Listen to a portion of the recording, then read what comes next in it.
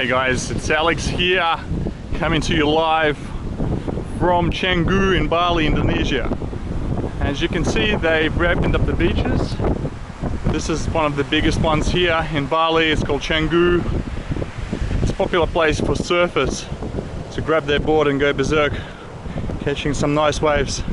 As you can see by the sand here, it's kind of like darkish, almost blackish color. It comes from the volcanic ash, which is also common on this island.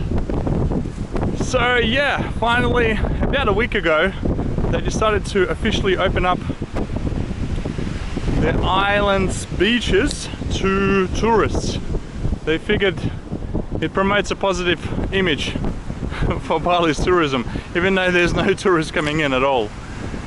They essentially locked down the island on the 19th of March, and the only way you can fly here now is if you get an official visa with the Indonesian government, and you can prove that you are COVID clear by using one of those bogus tests that supposedly tested positive papaya and a goat when one of the gentlemen sent them in. So yeah, but yeah, essentially you can't really fly in here because they have made it really difficult, and from what I understand, there are no international flights that are flying into Bali right now anyway, so it's pretty pointless. And I'm not too sure if you can take a boat here, but that's about it. So, but yeah, things are sort of coming back to normal. There's a lot of people walking their dogs, and most people are not wearing those masks. They're ridiculous masks, so I can't stand them personally. But occasionally you see one or two people still with a mask on, even at the beach.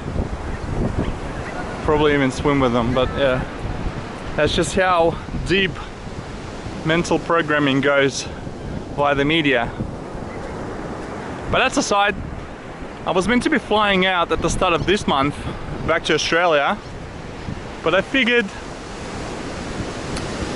what's the point of rushing, because right now the flights are really expensive. They're about 1,000 American dollars just to fly from Bali to Jakarta, because you can't take a direct flight back to Melbourne. You have to fly to Jakarta. In order to get to Jakarta, you have to pass their tests for COVID, which I'm reluctant to do because I don't want to get locked up for 2 weeks in self-isolation, even though I'm perfectly healthy and normal. But who's to say if you don't get some little cold or, you know, some sniffles, that they're gonna say, oh no, sorry, you tested positive, you are a danger to society. So I didn't want to take a chance, and plus I had to look at flights in early July, and essentially they're costing half the price. So you could probably get a flight for about $600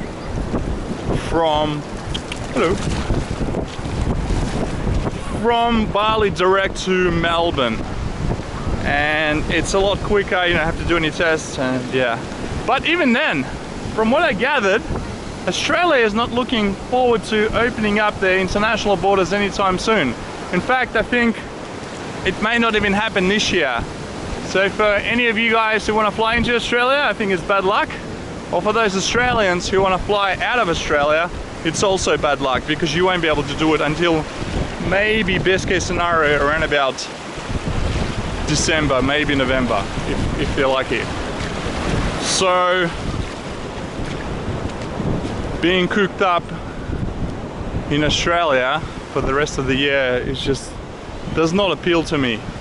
So I figured, why not stay here for longer? And because my aim is most likely to get to Vietnam, if I can, sometime in mid towards late June, oh sorry, July.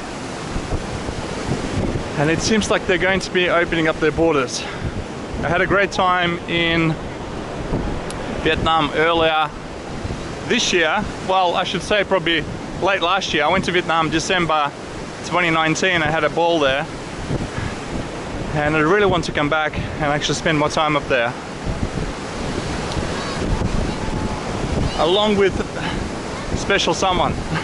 So we'll have to see what happens with the borders, because at the moment it just looks wishy-washy. It just doesn't seem like Australia's in a rush to open. I mean, I need to kind of come back to Australia and do some stuff business-wise, also get a bunch of new clothes and just freshen up, I guess.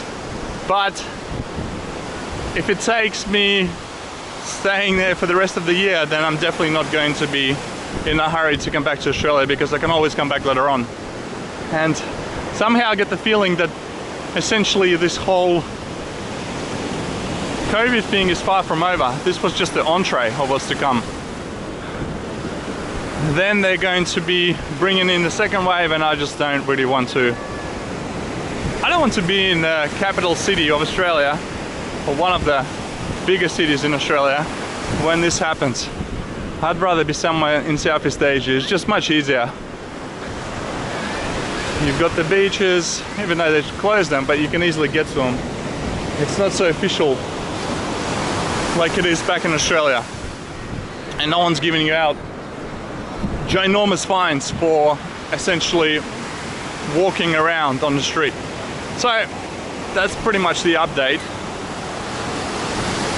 I'm thinking about, yeah, most likely staying back in Bali until late July, or mid-July at least, and then take it from there. Hopefully by then more borders will open up and I can get things going.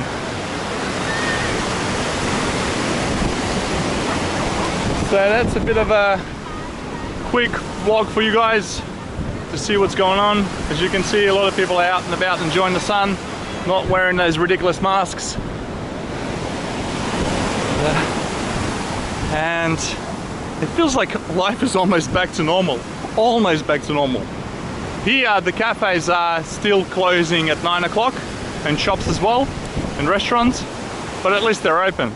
Because I've heard in many countries around the world the cafes and restaurants are still not even operating. So yeah, it's not that bad here.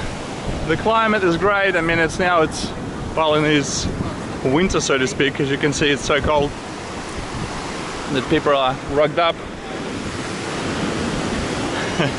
Compared to Melbourne, where it's like 5 degrees at night and Celsius, and about 12 degrees during the day. So not really looking forward to coming back anytime soon to cold Australia, which is why I'm just enjoying being here, working on my health and fitness, eating raw eggs, seafood, steaks. So it's not too bad at all, guys. So I hope you're having a good time wherever you are in this part of in this world, and the restrictions are lifting. Cheerio, guys, from Canggu Beach in Bali.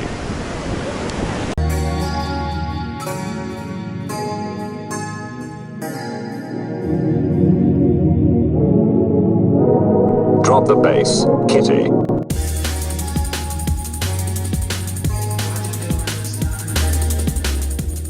And if you want to protect your online privacy and help my channel out at the same time, visit drivenanddesign.com/NordVPN. It's restorative, causing a heightened energy. It's excellent for diet because it suppresses hunger. It helps your digestive tract. It's anti-diuretic. It acts against fatigue, and most importantly, it acts against altitude sickness.